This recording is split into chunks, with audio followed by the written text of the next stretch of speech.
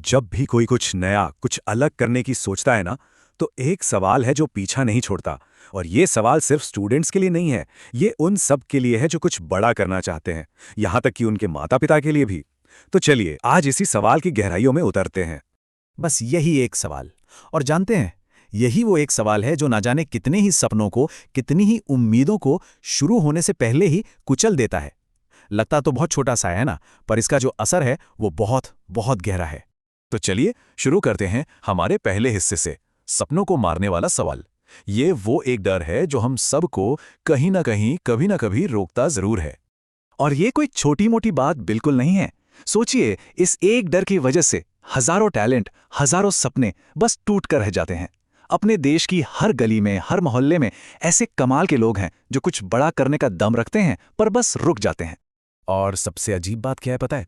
ये टैलेंट की कमी या मेहनत करने की इच्छा की कमी नहीं है। नहीं, ये तो समाज क्या सोचेगा, इस सोच का एक तरह का पैरालाइसिस है जो पहला कदम ही नहीं उठाने देता। वो लोग दिन रात एक करने को तैयार हैं, लेकिन बस एक ही सोच उन्हें जकड़ लेती है। अब आते हैं दूसरे हिस्से पर, सुनने की कीमत। मतलब आज जो ये डर है ना, इसकी भविष्य में क्या कीमत चुकानी पड़ती है। ये कितनी मजेदार या कहें अजीब बात है ना, कि आज जो लोग किसी के रास्ते पर सवाल उठाते हैं, ठीक 5-6 साल बाद वही लोग पलटकर क्या पूछते हैं?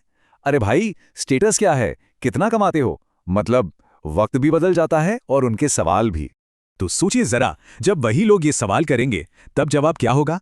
ये एक ऐसा सवाल है जिस पर हम सबको सोचना चाहिए। क्या जवाब ये होगा?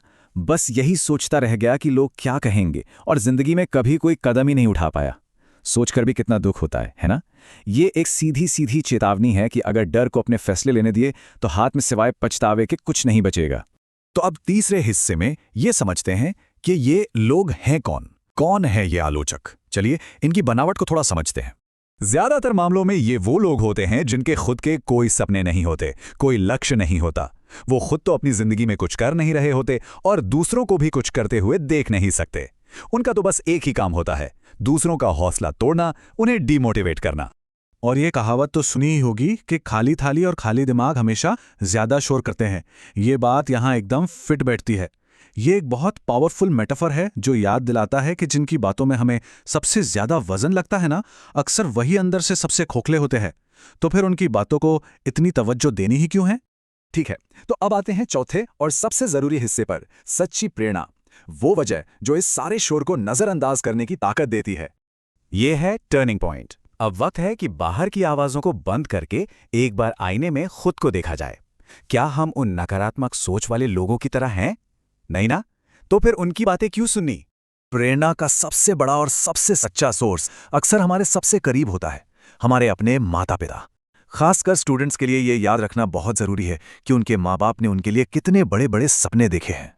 वो तो अपने बच्चों के लिए न जाने कितने ही सपने अपनी आंखों में सजाए बैठे हैं। मेरा बेटा ये बनेगा, मेरी बेटी वो बनेगी। उनकी उम्मीदें बहुत बड़ी हैं। और ये प्रेरणा बाहर के शोर से कहीं ज्यादा असली, कहीं ज्यादा ताकतवर है।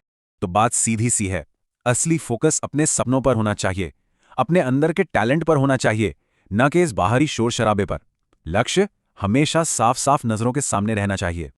और अब हम आ गए हैं अपने आखिरी हिस्से पर, दुनिया बदलने वाला फैसला। इसे आप दो रास्तों की कहानी भी कह सकते हैं।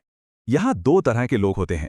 एक तरफ है सफल लोग जो अपने फैसलों से दुनिया बदल देते हैं, और दूसरी तरफ है असफल लोग जो दुनिया के डर से अपने ही फैसले बदल देते हैं। फर्क बिल्कुल साफ है। और हमेशा याद रखिए एक आखिरी बात, अक्सर इतिहास वही लोग रचते हैं, वही लोग कमाल करते हैं जिनसे किसी को कोई उम्मीद नहीं होती। ये वो लोग होते हैं जो हर शक, हर आलोचना को अनसुना करके बस अपने रास्ते पर चलते रहते हैं। तो अब सवाल यही उठता है, जिंदगी तो एक ही मिली है ना? अब इसे दूसरों के डर के साए में जीना है या अपने सपनों को हकीकत में बदलना है? कौन सा रास्ता चुनना है? ये फैसला हर किसी को खुद करना होगा।